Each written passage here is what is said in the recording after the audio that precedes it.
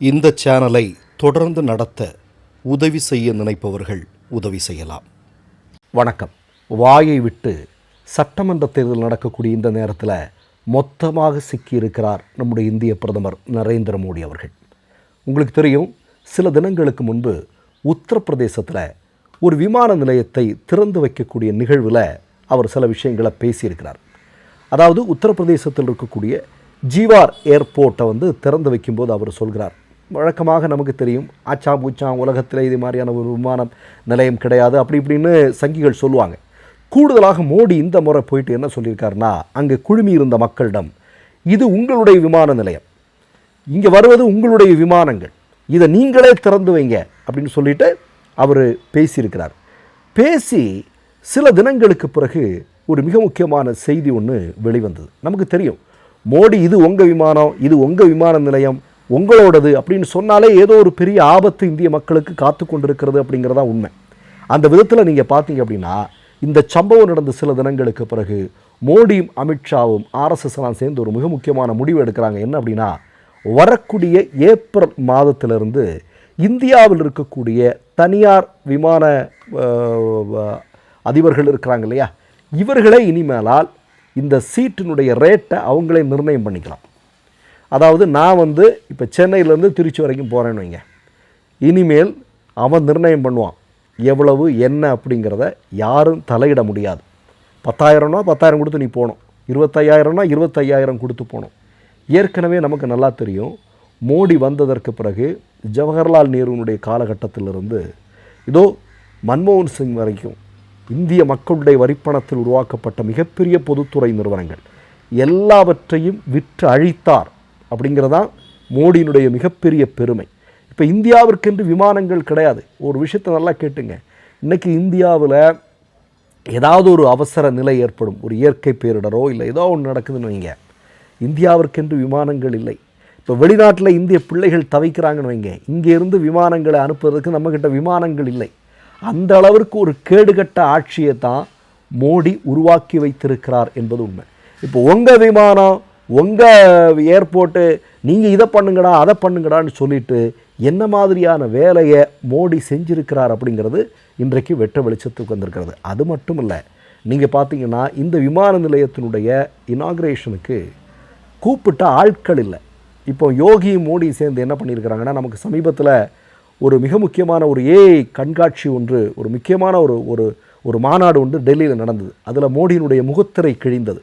சைனாக்காரனுடைய ரோபோவை எடுத்துகிட்டு உத்தரப்பிரதேசத்திலேருந்து ஒரு யூனிவர்சிட்டிக்காரன் எங்களுடையதுன்னு சொல்லி எல்லாமே அவமானப்பட்டோம், நம்ம எல்லாருமே அவமானப்பட்டோம். நமக்கு தெரியும், அந்த யூனிவர்சிட்டியிலேருந்து ஒரு 300 பஸ், இப்படி பல்வேறு யூனிவர்சிட்டியிலேருந்து பஸ்ஸு பூரா பிள்ளைகளை கூட்டிகிட்டு உட்கார வச்சுருக்கிறாங்க. இல்லாமல் இருந்தால் மோடியினுடைய கூட்டத்துக்கு ஆள் இல்லை. பாருங்களேன், ஒரு நாட்டினுடைய பிரதமர் 56 இன்ச்சு இவ்வளோ பேர் ஃபாலோ பண்ணுறாங்க, உலகிலே அதிக பேர் பின்தொடரக்கூடிய பிரதமர்லாம் சொல்லிகிட்டு இருக்கக்கூடிய ஆள் கூட்டத்துக்கு ஆள் இல்லை. இப்படி கொண்டு சேர்த்துருக்கிறாங்க அப்படிங்கிறது இன்றைக்கு ஒரு மிகப்பெரிய அளவிலான விமர்சனத்தை சந்தித்து கொண்டிருக்கிறது. நமக்கெல்லாம் தெரியும், ஃப்ளைட்டு மட்டும் இல்லைங்க, இதே மோடி என்ன பண்ணார், இப்போ நம்ம எல்லாம் ட்ரெயினில் நம்ம பயணம் செய்வோம், ஏழைகளுடைய விமானம் என்று சொல்வார்கள் இல்லையா. இப்போ நீங்கள் இந்த ட்ரெயினில் இப்போ நீங்கள் பார்த்தீங்கன்னா ஸ்லீப்பர் கோச் அதனுடைய எண்ணிக்கை வெகுவாக குறைத்திருக்கிறார்கள். அதாவது நம்மளை மாதிரியான ஒரு நடுத்தர ஏழை எளிய மக்கள் போகணும்னா சின்ன அமௌண்ட்டில் எப்படியாவது முன்னாடியே டிக்கெட்டை புக் பண்ணி போகணும்னா அதுதான் சாத்தியம். ஆனால் இன்றைக்கி மோடி என்ன பண்ணியிருக்கிறார் அப்படின்னா, இந்த ஸ்லீப்பர் கோச்சினுடைய எண்ணிக்கையை வெகுவாக குறைத்திருக்கிறார். நமக்கு அதெல்லாம் நல்லா தெரியும் இல்லையா. அது மட்டுமல்ல, ஏசி கோச்சினுடைய எண்ணிக்கையை அதிகப்படுத்தியிருக்கிறார். நம்மக்கிட்டலாம் பணம் எங்கே இருக்குது?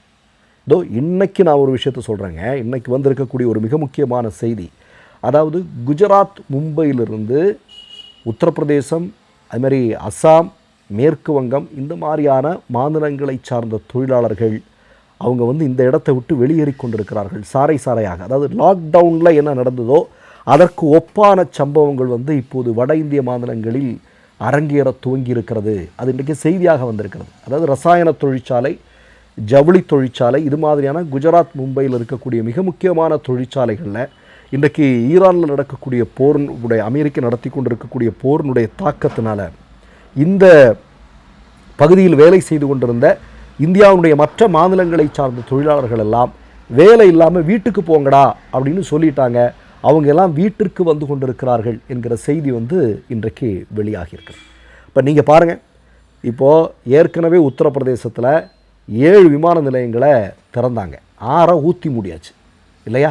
இது இப்போ 30,000 கோடியில் ஒரு விமான நிலையத்தை உருவாக்கியிருக்கிறாங்க. ஏற்கனவே உருவாக்கின விமான நிலையங்களில் ஊற்றி மூடினதுனால எத்தனை ஆயிரம் கோடி மக்கள் பணம் வந்து விரயமாகியிருக்கு. கொஞ்சம் யோசிச்சு பாருங்கள். மக்களுடைய வரி பணத்தை தேவையில்லாமல் செலவு பண்ணி டோட்டலாக நாசம் பண்ணிட்டாங்க. நாசம் பண்ணிட்டு இன்றைக்கி என்ன நிலைமை? ப்ரைவேட்டுக்காரன் வந்து தனியார் நிறுவனம் வந்து நீ வேணால் என்ன வேணாலும் சீட்டு நீ வந்து ரேட்டை வந்து ஏற்றிக்கன்னு சொல்லிட்டு ஓப்பன் பண்ணி விட்டுருக்குறாங்க. இப்போ எவ்வளவு பெரிய சிக்கல் அப்படின்னு பாருங்கள்.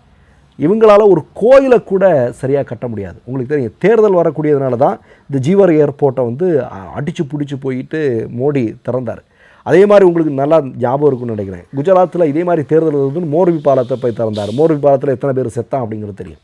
இதே மாதிரி தேர்தல் வருதுன்னா உத்தரப்பிரதேசத்தில் என்னன்னா, அயோத்தியில் ராமர் கோயிலை போய் அடித்து பிடிச்சி திறந்தால் அந்த ஒழுகிட்டு இருக்கு.